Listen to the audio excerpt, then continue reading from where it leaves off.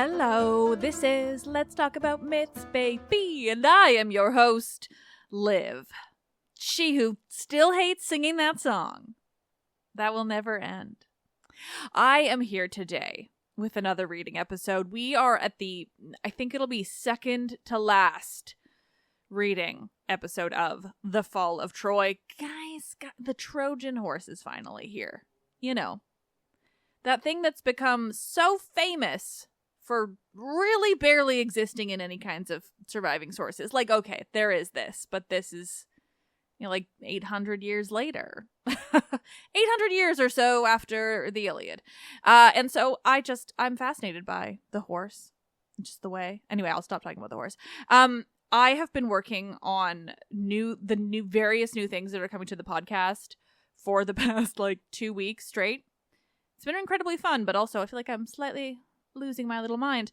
So I'm just going to tell you real quick that we have, as of today, actually, when this episode comes out, go over onto the Instagram. Hell, actually, probably check your podcast app. Maybe I'll do it the next day. See, does your podcast app have the same logo it's always had? Well, then tomorrow it'll have the new logo. But either way, check the Instagram because today I will be revealing the brand new podcast logo. I'm so excited about it. It's so beautiful. I've been working with this artist. She goes by the name The Angel Incarnate and is famous for this Achilles, of course, very timely, Achilles graphic novel style work. It's beautiful. Michaela found her and oh my god, never looking back. We also have some utterly incredible Euripides art coming for the new season. The trailer for the Euripides special series is going to air on Monday. So much is happening, honestly. And then there's lots of new merch coming, a bunch of new designs. It's all going to be happening. Basically, I think September 3rd is my deadline of all of the new stuff has to be out before the Euripides series starts so that I don't... already I'm having trouble keeping track, but it is so much fun. And that's all we have on that today, because I just want to read you this work. I'm so excited for the Trojan horse. I honestly don't remember the last time I read any source on this part of the story. It was probably just when I was doing the Iliad episodes, which, oh my god, that's gotta be 5 years ago now. Wow, what is time? In any case, I'm really excited, so I'm just going to jump straight in. But for real, check out the logo if you haven't seen it already. It's flippin' gorgeous. Instagram.com/mythsbaby. And so where we last left our intrepid Achaeans and Trojans, things were not looking good for the latter. They are still putting up a fight. They do have Aeneas, and this was written... I should confirm this before I say it. If this stays in, I've confirmed it. This was written after the Aeneid, which I think just sort of adds a level to this kind of depiction of Aeneas. Either way, things aren't looking good, but they're going to give a valiant effort because we, and everyone who wrote about them in the ancient world, respect the Trojans. Still, they are not going down without a fight. And remember, Neoptolemus, Achilles' son, is there helping on the Greek side, along with, I don't even remember who's still alive. Everyone whose names I'm about to read to you.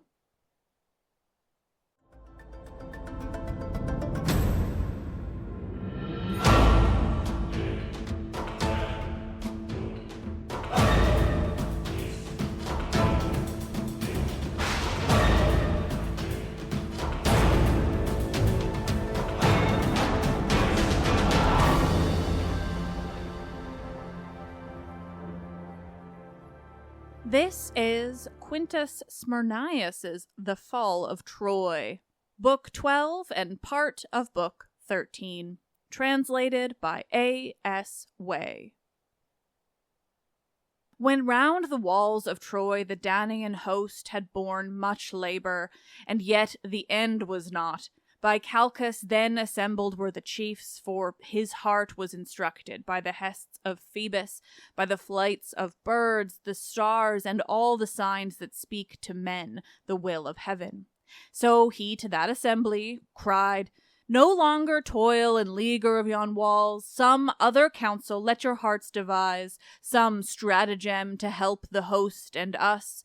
For here but yesterday I saw a sign. A falcon chased a dove, and she, hard-pressed, entered a cleft of the rock, and chafing, he tarried long time by that rift, but she abode in covert. Nursing still his wrath, he hid him in a bush. Forth darted she, in folly deeming him afar, he swooped, and to the hapless dove dealt wretched death. Therefore, by force essay we not to smite Troy, but let cunning stratagem avail. He spoke, but no man's wit might find a way to escape their grievous labor, as they sought to find a remedy, until Laertes' son discerned it of his wisdom. And Odysseus spoke, Friend, in high honor held of the heavenly ones, if doomed it be indeed, that Priam's burge by guile must fall before the war-worn Greeks, a great horse let us fashion, in the which our mightiest shall take ambush. Let the host burn all their tents and sail from hence away to Tenedos, so the Trojans, from their towers gazing, shall stream forth fearless to the plain. Let some brave man, unknown to any in Troy, with a stout heart, abide without the horse, crouching beneath its shadow, who shall say, Achaea's lords of might, exceeding fain, safe to win home, made this their offering for safe return, an image to appease the wrath of Pallas, for her image stolen from Troy. And to this story shall he stand, howsoever long they question him, until, though never so relentless, they believe and drag it, their own doom, within the town. Then shall war's signal unto us be given to them at sea by sudden flash of torch to the ambush, by the cry, Come forth the horse, when unsuspecting sleep the sons of Troy. He spoke, and all men praised him, most of all extolled him Calchas, that such marvelous guile he put into the Achaeans' hearts, to be for them assurance of triumph, but for Troy ruin. And to those battle lords he cried, Let your hearts seek none other stratagem, friends, to war strong Odysseus' reed give ear. His wise thought shall not miss accomplishment, yes, our desire even now the gods fulfill. Hark, for new tokens come from the unseen, lo, there on high crash through the firmament Zeus's thunder and lightning. See, where birds to right dart past and scream with long resounding cry. Go to, no more in endless leaguer of Troy linger we. Hard necessity fills the foe with desperate courage that makes cowards brave.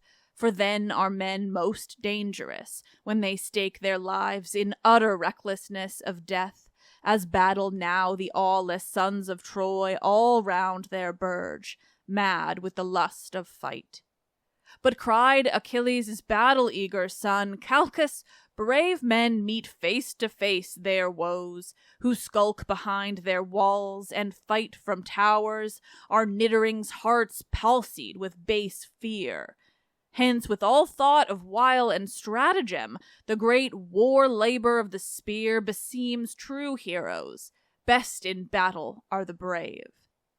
But answer made to him Laertes' seed, bold-hearted child of aweless Iacchus' son, this as beseems a hero princely and brave, dauntlessly trusting in your strength, you say. Yet your invincible father's unquailing might availed not to smite Priam's wealthy burge, nor we, for all our labor. Nay, with speed as counsels Calchas, go we to the ships, and fashion we the horse by Epeus' hands, who in the woodwright's craft is chiefest far for Argives, for Athena taught him lore. Then all their mightiest men gave ear to him, save two, fierce-hearted Neoptolemus and Philoctetes, mighty-souled. For these still were insatiate for the bitter fray, still longed for turmoil of the fight.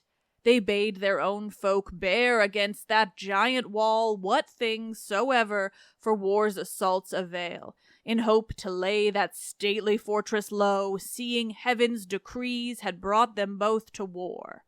Yes, they had happily accomplished all their will, but from the sky Zeus showed his wrath. He shook the earth beneath their feet, and all the air shuddered, as down before those dark heroes too he hurled his thunderbolt. Wide echoes crashed through all Dardania. Unto fear straightway turned were their bold hearts. They forgot their might, and Calchas's counsels grudgingly obeyed. So with the Argives came they to the ships in reverence for the seer who spoke from Zeus or Phoebus, and they obeyed him utterly. What time round splendor kindled heavens the stars from east to west far flashing wheel, and when man does forget his toil, in that still hour Athena left the high mansions of the blessed, clothed her in a shape of a maiden tender-fleshed, and came to ships and host. Over the head of brave Epeus stood she in his dream, and bade him build a horse of tree. Herself would labor in his labor, and herself stand by his side, to the work enkindling him. Hearing the goddess's word, with a glad laugh leapt he from careless sleep. Right well he knew the immortal one celestial. Now his heart could hold no thought beside, his mind was fixed upon the wondrous work, and through his soul marshalled each device of craftsmanship. When rose the dawn and thrust back kindly night to Erebus, and through the firmament streamed glad glory, then Epeus told his dream to eager Argives. All he saw and heard, and hearkening joyed they with exceeding joy. Straightway to tall-tressed Ida's leafy glades the son of Atreus sent swift messengers. These laid the axe unto the forest pines, and hewed the great trees. To their smiting rang the echoing glens. On those far-stretching hills, all bare of undergrowth, the high peaks rose. Open their glades were, not as in time past, haunted of beasts. There dry the tree trunks rose wooing the winds. Even these the Achaeans hewed with axes, and in haste they bore them down from those shagged mountain heights to Hellespont's shores. Strained with a strenuous spirit at the work young men and mules, and all the people toiled, each at his task obeying Epeus's hest. For with the keen steel some were hewing beams, some measuring planks, and some with axes lopped branches away from trunks as yet unsawn. Each wrought his several work. Epeus first fashioned the feet of that great horse of wood, the belly next he shaped, and over this molded the back and the great loins behind, the throat in front, and ridged the towering neck with waving mane. The crested head he wrought, the streaming tail, the ears, the lucent eyes, all that of lifelike horses have. So grew like a live thing that more than human work, for a god gave to a man that wondrous craft. And in 3 days by Pallas's decree finished was all. Rejoiced thereat the host of Argos, marveling how the wood expressed mettle and speed of foot, yes, seemed to neigh. Godlike Epeus then uplifted hands to Pallas, and for that huge horse he prayed. Hear, great-souled goddess, bless your horse and me. He spoke, Athena rich in counsel heard, and made his work a marvel to all men which saw or heard its fame in days to be. But while the Danaans over Epeus's work joyed, and their routed foes within the walls tarried and shrank from death and pitiless doom, then, when imperious Zeus far from the gods had gone to ocean's streams and Tethys' caves, strife rose between the immortals. Heart with heart was set at variance. Riding on the blasts of winds from heaven to earth they swooped. The air crashed round them. Lighting down by Xanthus' stream arrayed, they stood against each other. These for the Achaeans, for the Trojan those. And all their souls were thrilled with lust of war. There gathered too the lords of the wide sea. These in their wrath were eager to destroy the horse of guile and all the ships and those fair Ilium. But all contriving fate held them therefrom, and turned their hearts to strife against each other. Ares to the fray rose first, and on Athena rushed. Thereat fell each on other, clashed around their limbs the golden arms celestial as they charged. Round them the wide sea thundered, the dark earth quaked beneath immortal feet. Rang from them all far pealing battle shouts. That awful cry rolled up to the broad arching heaven, and down even to Hades' fathomless abyss trembled the Titans there in depths of gloom.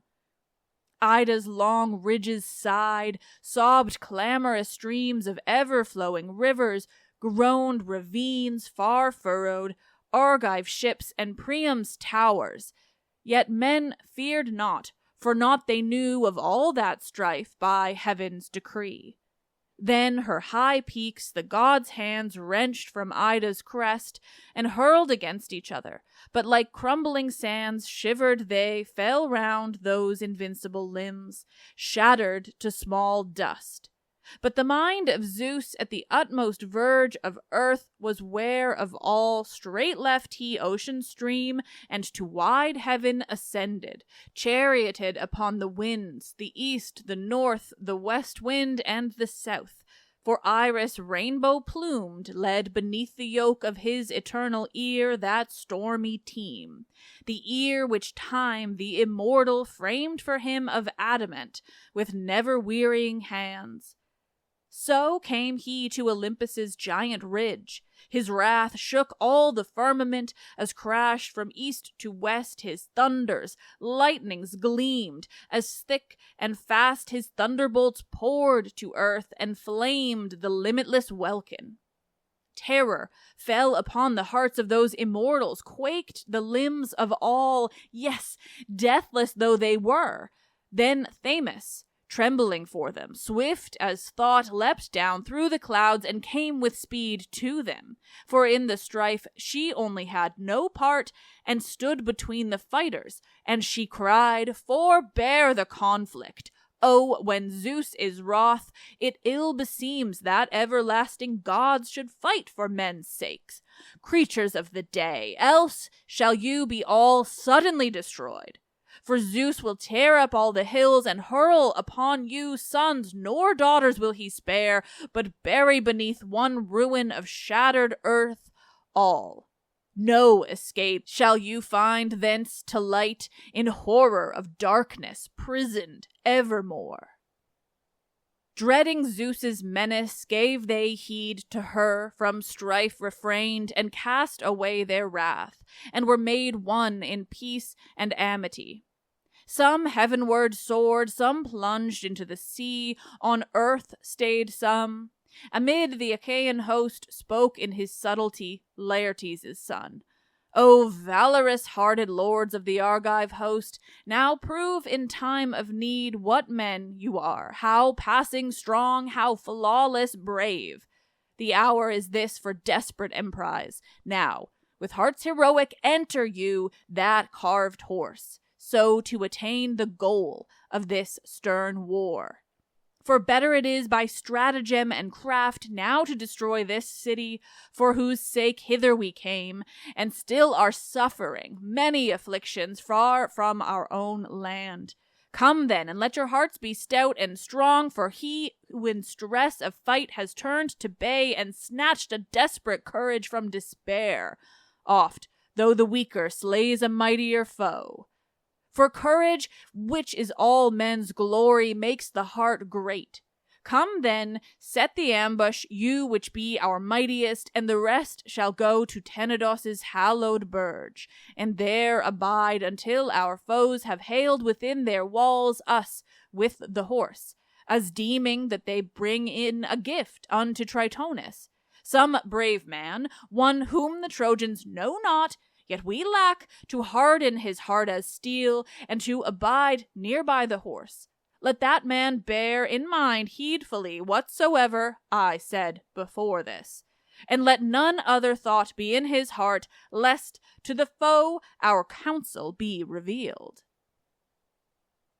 Then, when all others feared, a man far famed made answer, Sinon, marked of destiny to bring the great work to accomplishment. Therefore with worship all men looked on him, the loyal of heart, as in the midst he spoke.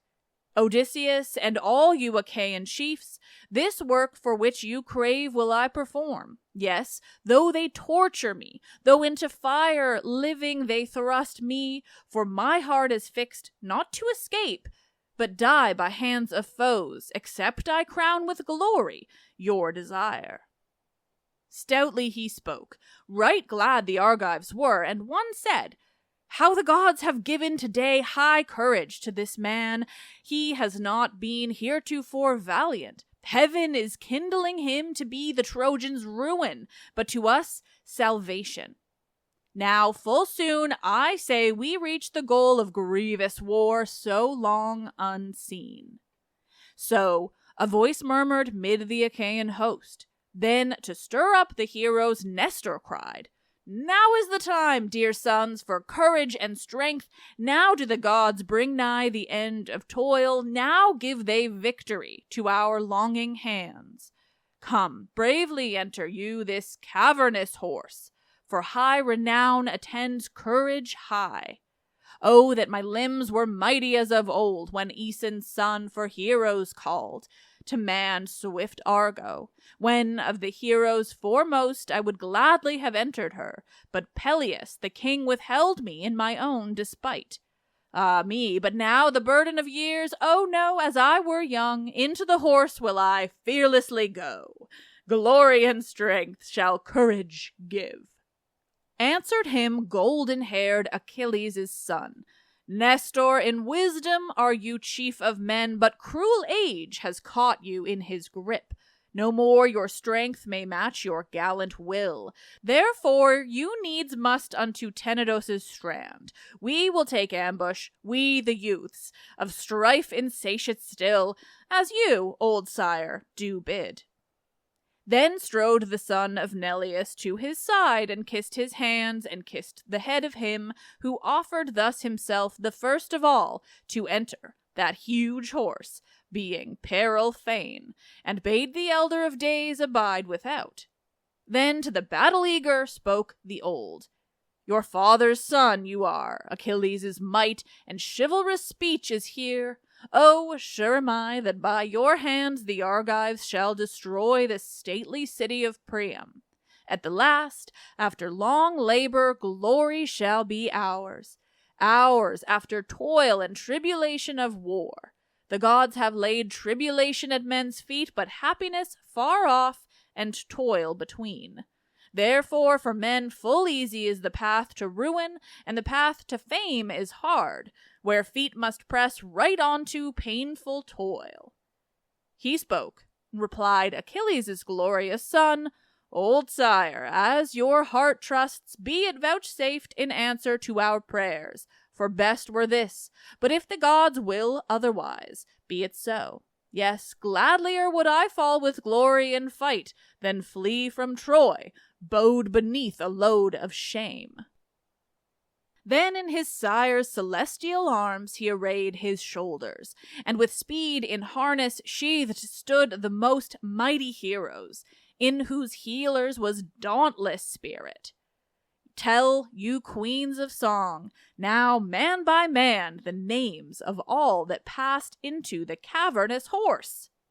For you inspired my soul with all my song. Long ere my cheek grew dark with manhood's beard, what time I fed my goodly sheep on Smyrna's pasture lea, from Hermus thrice so far as one may hear a man's shout, by the fane of Artemis in the Deliverer's grove, upon a hill neither exceeding low nor passing high. Into that cavernous horse Achilles' son first entered. Strong Menelaus followed next, Odysseus, Sthenelus, godlike Diomedes, Philoctetes and Menestheus, Anticlus, Thoas and Polypoetes, golden-haired, Ajax, Eurypylus, godlike, Thrasymedes, Idomeneus, Meriones, far famous too, Podalirius of spears, Eurymachus, Teucer the godlike, fierce Lymaeus, fierce Ialmenus, Thalpius, Antimachus, Leontius, staunch, Eumelus and Euryalus, fair as a god, Amphimachus, Demophuon, Agapenor, Acamas, Meges, stalwart Phyleus' son, yes, more even all their chiefest entered in, so many as that carven horse could hold.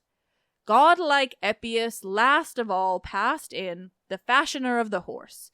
In his breast lay the secret of the opening of its doors and of their closing. Therefore, last of all he entered, and he drew the ladders up, whereby they clomb. Then made he all secure, and set himself beside the bolt. So all in silence sat between victory and death.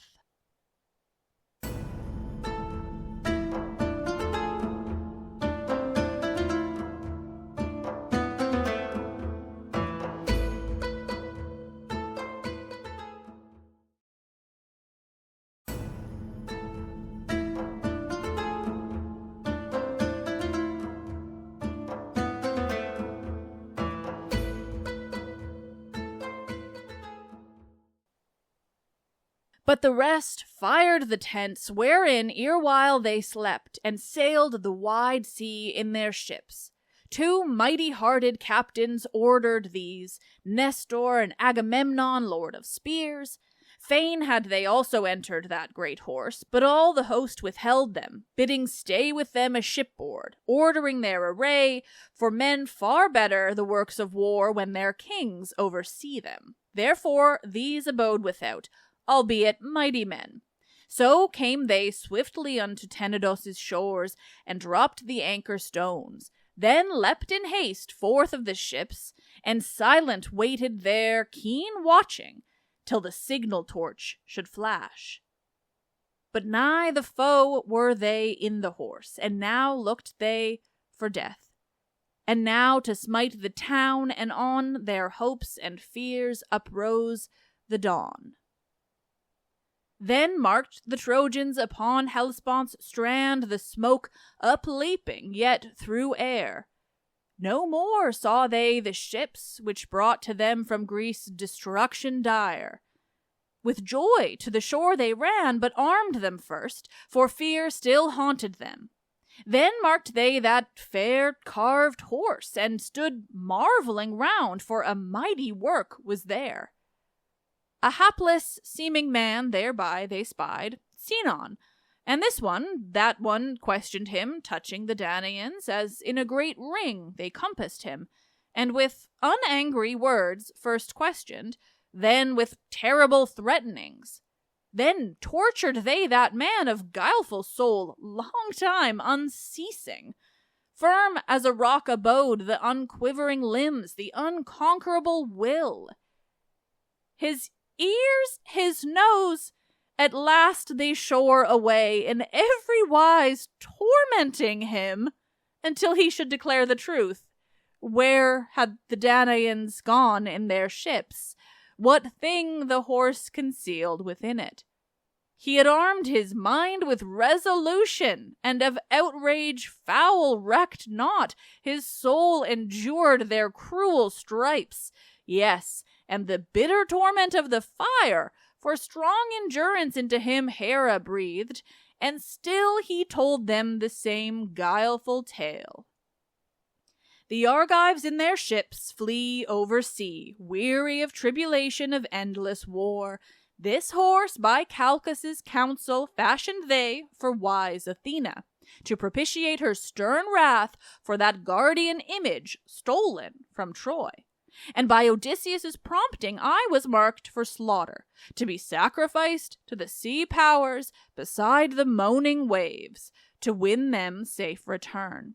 But their intent I marked, and ere they spilt the drops of wine and sprinkled tallow meal upon my head, swiftly I fled, and by the help of heaven I flung me down, clasping the horse's feet, and they, sore loth, perforce must leave me there, dreading great Zeus's daughters, mighty souled. In subtlety, so he spoke, his soul untamed by pain, for a brave man's part is to endure to the utmost. And of the Trojans some believed him, others for a wily knave held him, of whose mind was Laocoon. Wisely he spoke. A deadly fraud is this, he said, devised by the Achaean chiefs, and cried to all straightway to burn the horse and know if aught within its timbers lurked. Yes, and they had obeyed him and had escaped destruction. But Athena, fiercely wroth with him, the Trojans, and their city, shook earth's deep foundations beneath Laocoon's feet. Straight terror fell on him, and trembling bowed the knees of the presumptuous. Round his head horror of darkness poured. A sharp pang thrilled his eyelids, swam his eyes beneath his brows. His eyeballs, stabbed with bitter anguish, throbbed even from the roots, and rolled in frenzy of pain. Clear through his brain the bitter torment pierced, even to the filmy inner veil thereof. Now bloodshot were his eyes, now ghastly green. Anon with rheum they ran, as pours a stream down from a rugged crag, with thawing snow made turbid. As a man distraught he seemed, all things he saw showed double, and he groaned fearfully. Yet he ceased not to exhort the men of Troy, and recked not of his pain. Then did the goddess strike him utterly blind, stared his fixed eyeballs white from pits of blood, and all folk groaned for pity of their friend and dread of the prey-giver, lest he had sinned in folly against her, and his mind was thus warped to destruction. Yes, lest on themselves like judgment should be visited, to avenge the outrage done to hapless Sianon's flesh, whereby they hoped to wring the truth from him. So led they him in friendly wise to Troy, pitying him at the last. Then gathered all, and over that huge horse hastily cast a rope, and made it fast above, for under its feet smooth wooden rollers had Epeus laid, that, dragged by Trojan hands, it might glide on into their fortress. One and all they hailed with multitudinous tug and strain, as when down to the sea young men sore laboring drag a ship. Hard crushed the stubborn rollers groan, as sliding with weird shrieks the keel descends into the sea surge. So that host, with toil, dragged up unto their city, their own doom, Epeus's work. With great festoons of flowers they hung it, and their own heads did they wreathe, while answering each other pealed the flutes. Grimly Enyo laughed, seeing the end of that dire war. Hera rejoiced on high, glad was Athena. When the Trojans came unto their city, broke they down the walls, their city's coronal, that the horse of death might be led in. Troy's daughters greeted it with shouts of salutation, marveling all gazed at the mighty work where lurked their doom. But still Laocoon ceased not to exhort his countrymen to burn the horse with fire. They would not hear, for dread of the gods' wrath. But then a yet more hideous punishment Athena visited on his hapless sons. A cave there was beneath a rugged cliff exceedingly high, unscalable, wherein dwelt fearful monsters of the deadly brood of Typhon in the rock clefts of the isle Calydna that looks Troyward from the sea. Thence stirred she up the strength of serpents, too, and summoned them to Troy. By her uproused, they shook the island as with earthquake, roared the sea, the waves disparted as they came. Onward they swept with fearful, flickering tongues. Shuddered the very monsters of the deep. Xanthus and Simois' daughters moaned aloud, the river nymphs. The Cyprian queen looked down in anguish from Olympus. Swiftly they came, whither the goddess sped them, with grim jaws whetting their deadly fangs. On his hapless sons sprang they. All Trojans, panic-stricken, fled, seeing those fearsome dragons in their town. No man, though never so dauntless theretofore, dared tarry. Ghastly dread laid hold on all, shrinking in horror from the monsters. Screamed the young women, yes, the mother forgot her child. Fear frenzied as she fled. All Troy became one shriek of fleers. One huddle of jostling limbs, the streets were choked with cowering fugitives. Alone was left Laocoon with his sons, for death's doom and the goddess chained their feet. Then, even as from destruction shrank the lads, those deadly fangs had seized and ravined up the two, outstretching to their sightless father agonized hands. No power to help had he. Trojans far off looked on from every side, weeping, all dazed. And having now fulfilled upon the Trojans' palace's awful hest, those monsters vanished beneath the earth, and still stands their memorial, where into the fane they entered of Apollo in Pergamus, the hallowed. There before the sons of Troy gathered, and reared a cenotaph for those who miserably had perished. Over it their father from his blind eyes rained the tears. Over the empty tomb their mother shrieked, boding the while yet worse things, wailing over the ruin wrought by folly of her lord, dreading the anger of the blessed ones. As when around her void nest in a brake in sorest anguish moans the nightingale, whose fledglings, ere they learned her plaintive song, a hideous serpent's fangs have done to death, and left the mother's anguish, endless woe and bootless crying round her desolate home. So groaned she for her children's wretched death. So moaned she over the void tomb, and her pangs were sharpened by her lord's plight stricken blind. While she for children and for husband moaned, these slain, he of the sun's light portionless, the Trojans to the immortals sacrificed, pouring the wine. Their hearts beat high with hope to escape the weary stress of woeful war. Howbeit the victims burned not, and the flames died out, as though beneath heavy hissing rain, and writhed the smoke wreaths blood red, and the thighs quivering from crumbling altars fell to earth. Drink offerings turned to blood, gods' statues wept, and temple walls dripped gore. Along them rolled echoes of groaning out of depths unseen, and all the long walls shuddered. From the towers came quick, sharp sounds, like cries of men in pain, and, weirdly shrieking, of themselves slid back the gate bolts. Screaming, "Desolation!" wailed the birds of night. Above that god-built burge a mist paled every star, and yet no cloud was in the flashing heavens. By Phoebus's fane withered the bays that erst were lush and green. Wolves and foul-feeding jackals came and howled within the gates. Yes, other signs untold appeared, portending woe to Dardanus' sons and Troy. Yet no fear touched the Trojans' hearts, who saw all through the town those portents dire.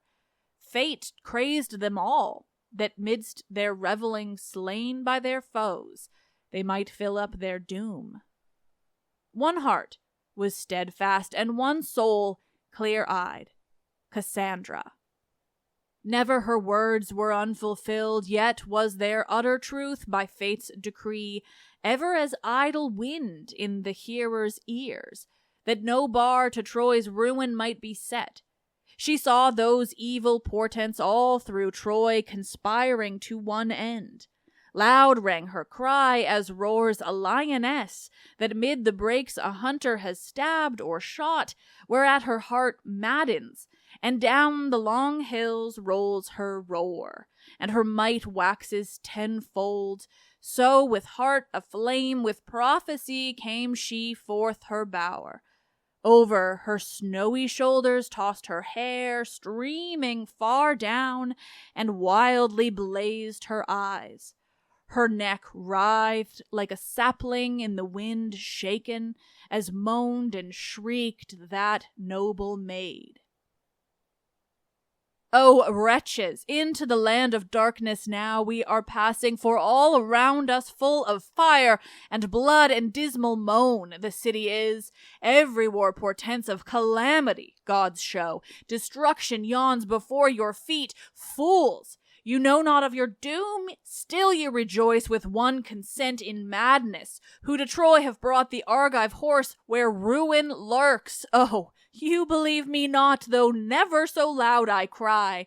The Erinyes and the ruthless fates for Helen's spousals madly wroth, through Troy dart on wild wings. And you are banqueting there in your last feast, on meats befouled with gore, where now your feet are on the path of ghosts. Then cried a scoffing voice, an ominous word. Why does a raving tongue of evil speech, daughter of Priam, make your lips to cry words empty as wind? No maiden modesty with purity veils you. You are compassed round with ruinous madness, therefore all men scorn you, babbler. Hence your evil bodings speak to the Argives and yourself.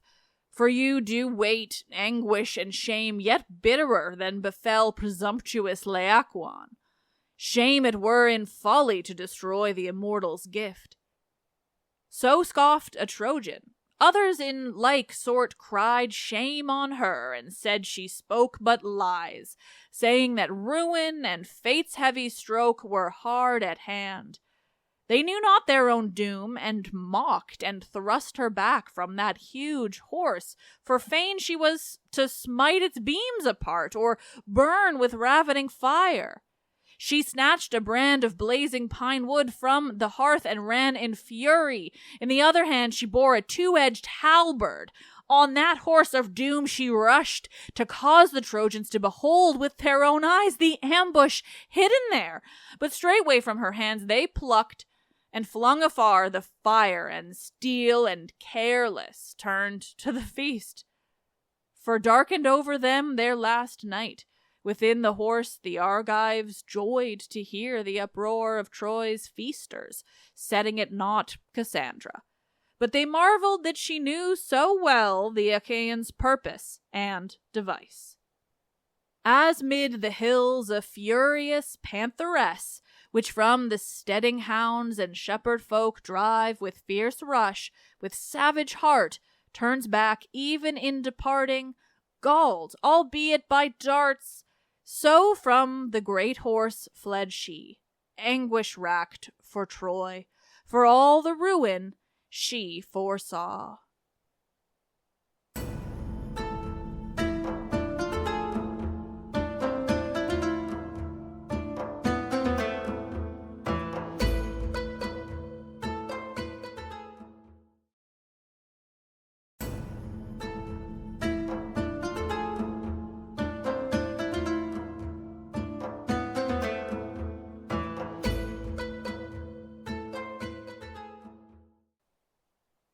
That was Book 12. This is part of Book 13.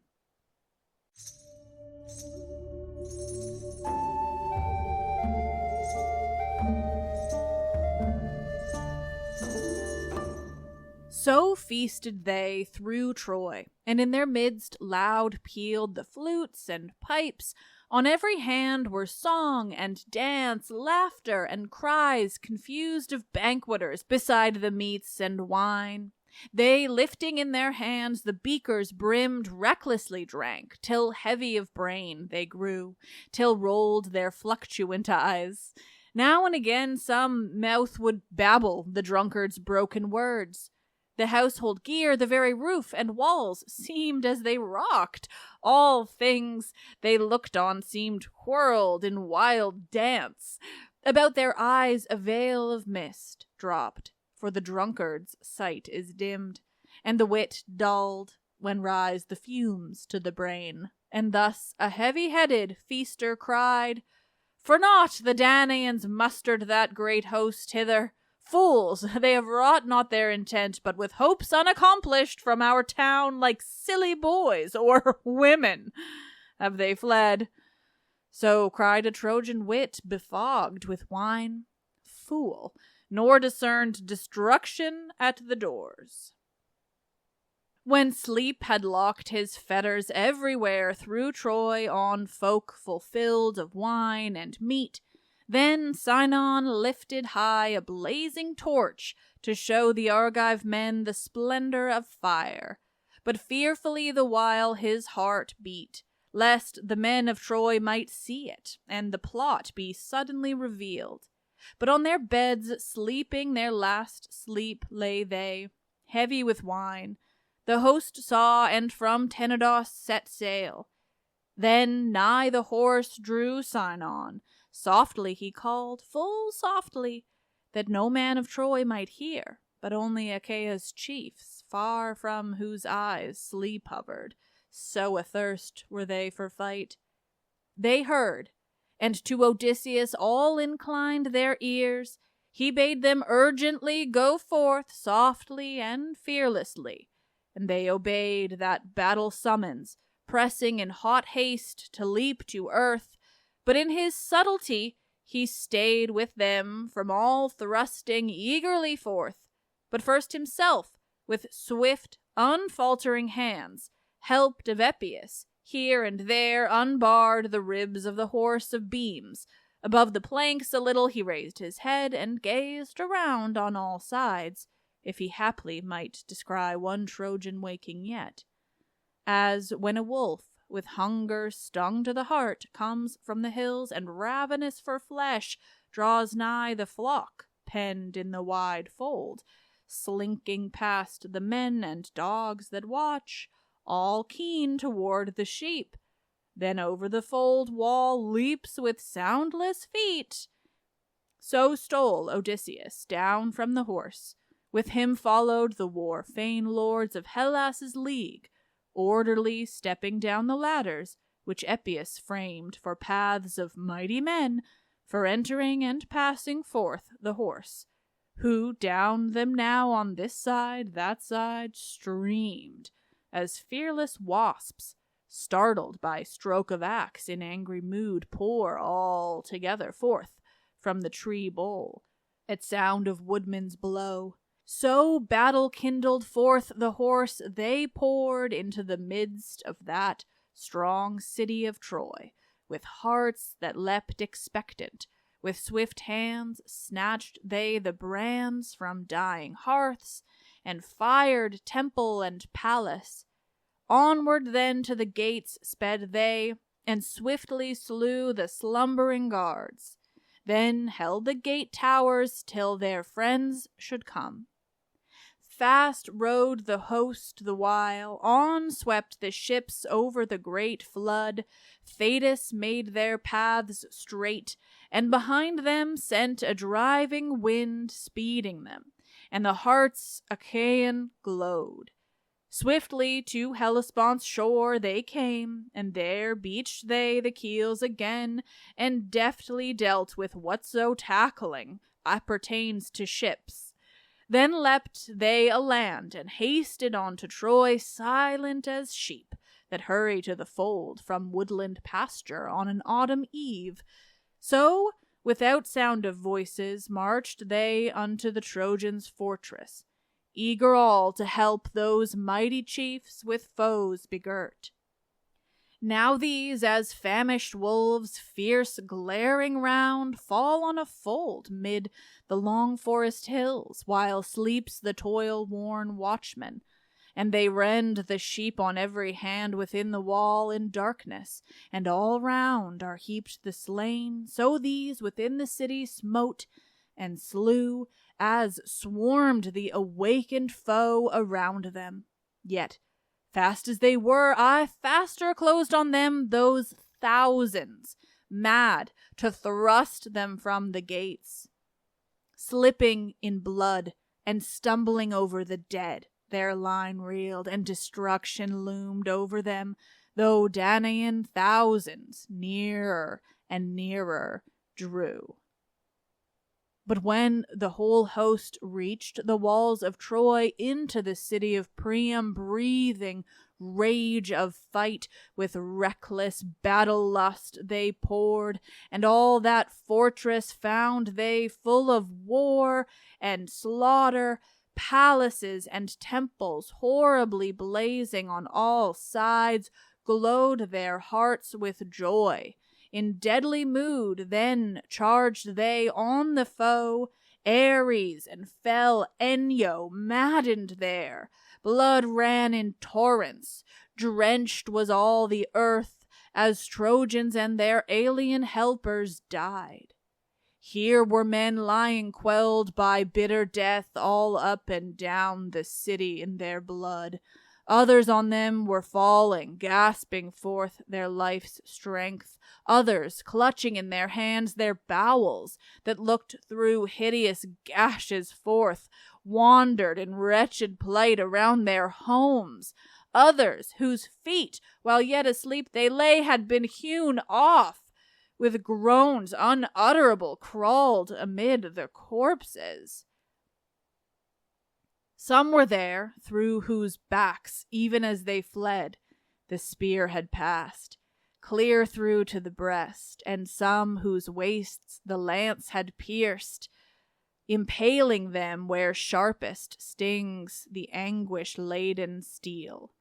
And all about the city dolorous howls of dogs uprose, and miserable moans of strong men stricken to death, and every home with awful cries was echoing.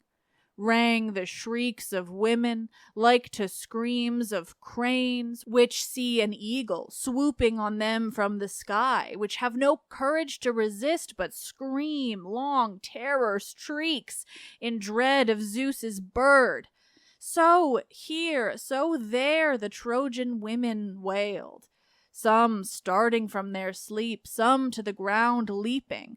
They thought not in that agony of robe and zone in naught, but tunics clad, distraught, they wandered.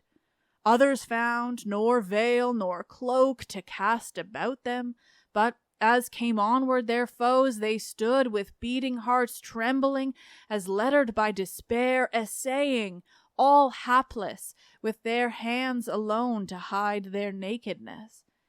And some in frenzy of woe their tresses tore and beat their breasts and screamed. Others against that stormy torrent of foes recklessly rushed, insensible of fear, through mad desire to aid the perishing husbands or children, for despair had given high courage. Shrieks had startled from their sleep soft little babies whose hearts had never known trouble, and there one with another lay gasping their lives out. Some there were whose dreams changed to a sudden vision of doom.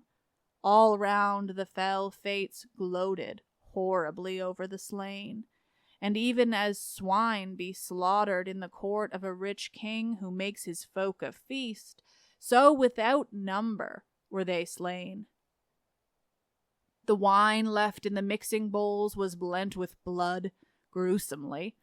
No man bore a sword unstained with murder of defenseless folk of Troy, though he were but a weakling in fair fight.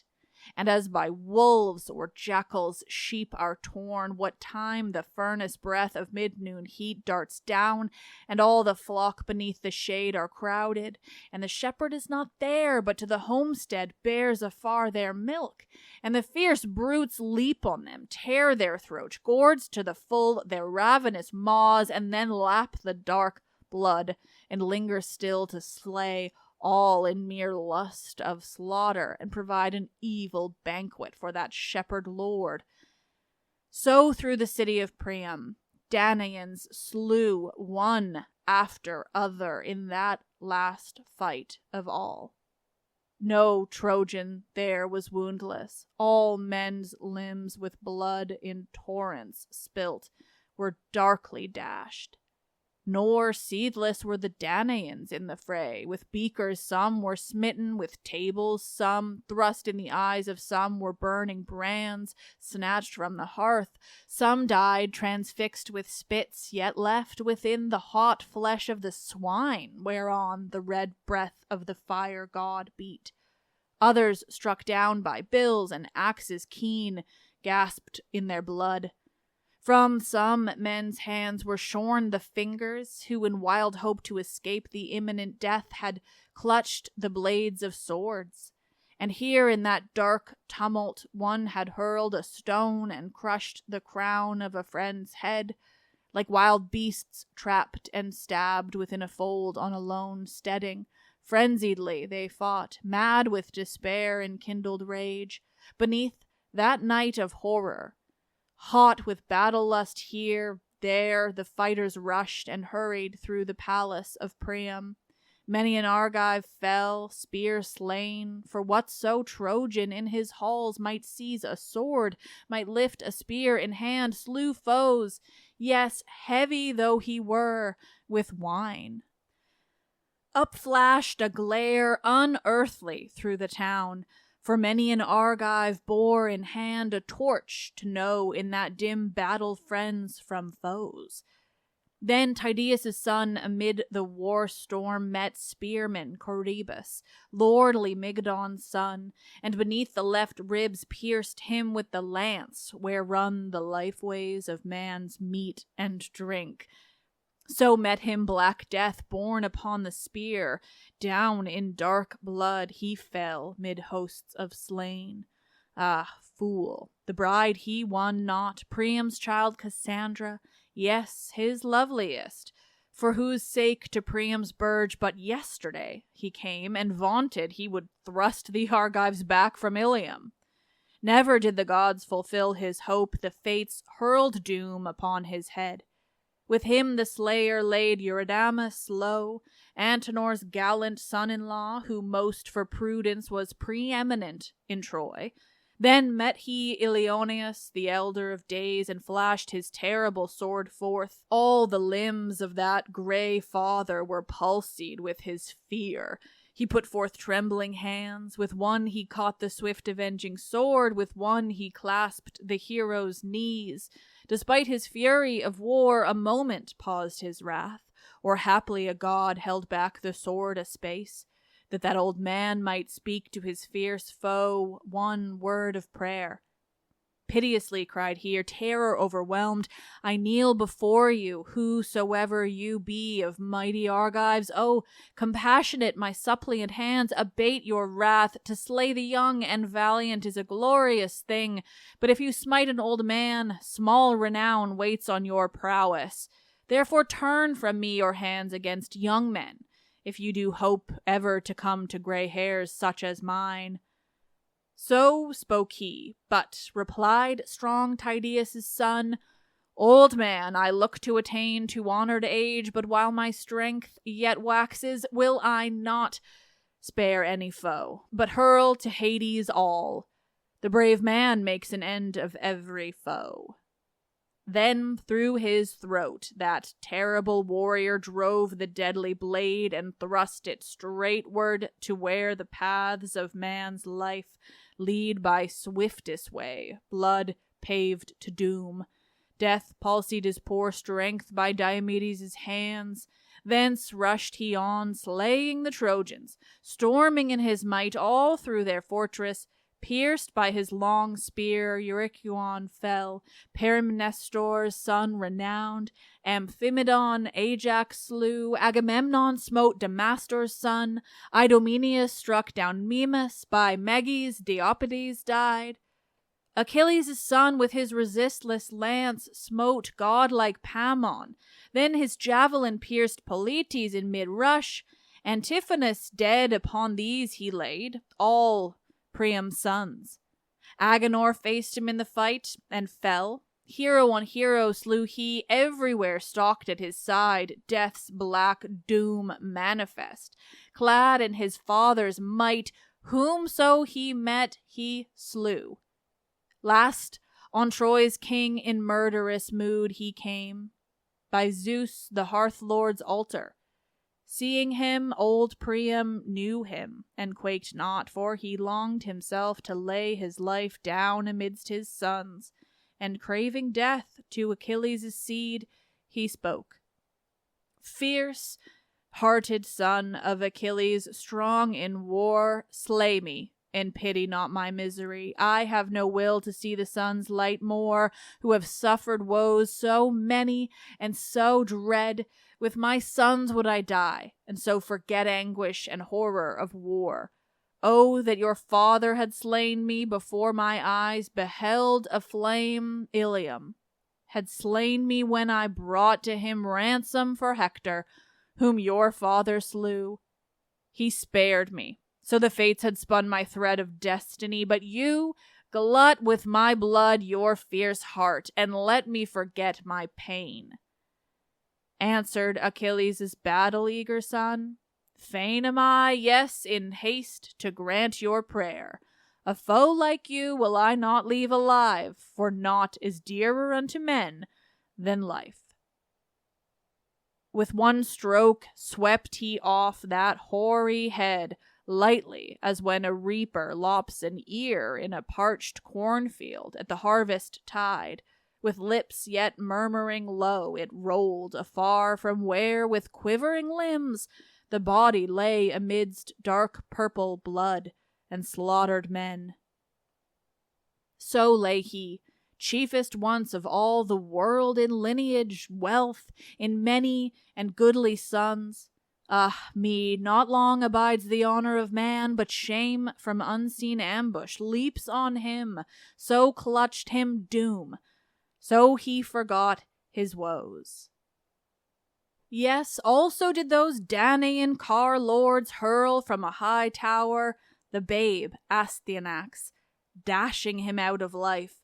They tore the child out of his mother's arms in wrathful hate of Hector, who in life had dealt to them such havoc.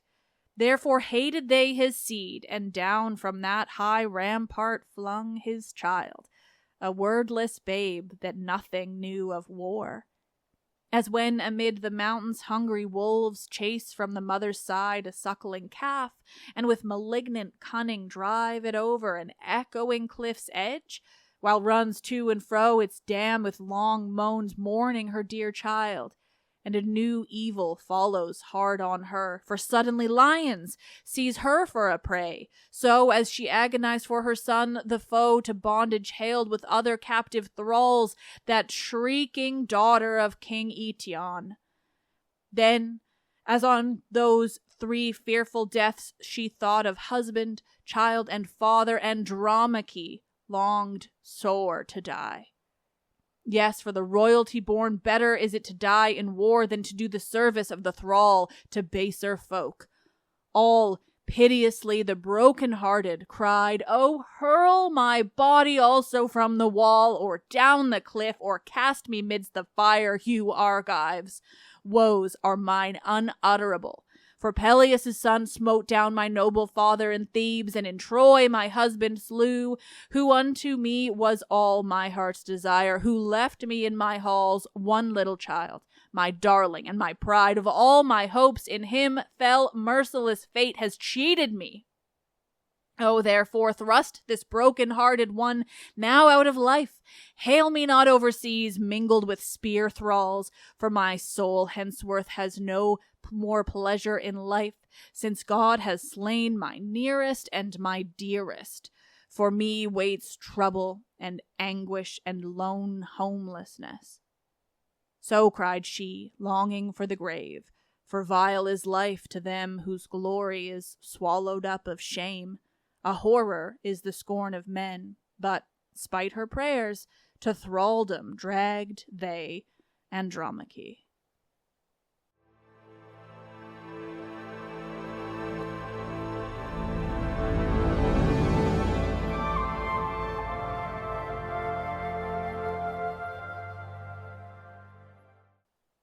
Oh, nerds. Oh my god. I just really enjoy reading this, but this one is supremely dark. I do appreciate, though, like, it's just still such an interesting look at how they portrayed a war like this in the ancient world. You know, the Iliad is one thing, it's an oral tradition, it's this, like, cultural memory, but then we have this, which, from the intro, I did ensure that it's like a good few hundred years after the Aeneid. So we're talking like 4th century CE.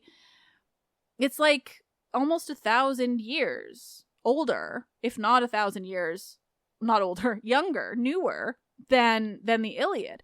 And even still, you know, this Greek writing under the Roman Empire and all of this stuff, like, still the Trojans seem so sympathetic. Like, we are not meant to think that the Greeks handled this well. We're not meant to think that they, you know, did particularly good things in this war. We're meant to understand that war is horrific and tragic and, like, glorious in these tiny ways, but mostly fucking awful.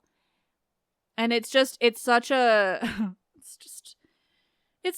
different way of seeing it as compared to the colonialistic experiment that is North America and the West. And yeah, like, anyway, this one was hard. It was really sad and, you know. Next week, or rather the next reading, I don't remember when it's going to be yet, but the next reading will be the last of The Fall of Troy. Then I'll have to start digging around for more public domain translations. But I, as always, am always excited to find something else to read. But now I've been speaking out loud for well over an hour, and so I'm going to stop. Thank you all, as always, for listening. If you are on Spotify, leave me a comment. They're super fun. I'm just honestly, like, I thought I was going to hate it because somebody was mean at the beginning. But now, just everyone's been real nice, and it's, like, quite a confidence boost, and it just is so easy to, like, find and see and like and reply. And anyway, I'm a fan. So, you know, if you're there, say hi. And remember to check out the new logo on Instagram or your podcast app. It depends how much I get updated and how quickly, because it's a long process. But it's coming, and on Monday, the first trailer for our Euripides series. I am so excited. Let's Talk About Myths, Baby. It was written and produced by me, Liv Albert. Obviously not the reading episodes, but, you know, here we are. Michaela Smith is the Hermes to my Olympians, my incredible assistant producer. Select music in this episode was by Luke Chaos. The podcast is part of the iHeart Podcast Network. Listen on Apple Podcasts or Spotify or wherever you get your podcasts. I am Liv, and I really love this shit. I truly do. Even when Odysseus throws a baby off of a wall. That's not great. The ancient world is interesting, I guess, when it's not quite so sad.